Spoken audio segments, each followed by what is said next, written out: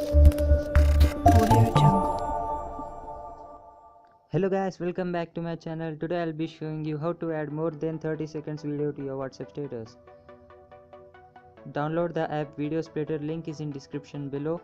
Open the app. Select the video wherever it is. For me it's in File Manager.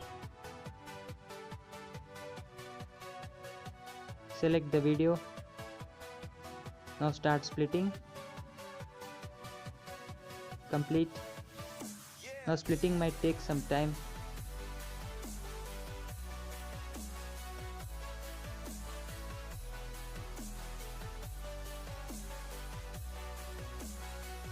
So share with WhatsApp into a status. Okay.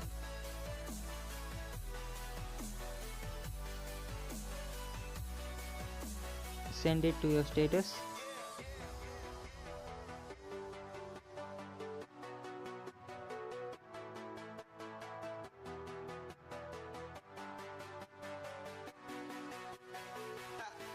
As you can see guys, the video which is longer than 30 seconds is on my WhatsApp status.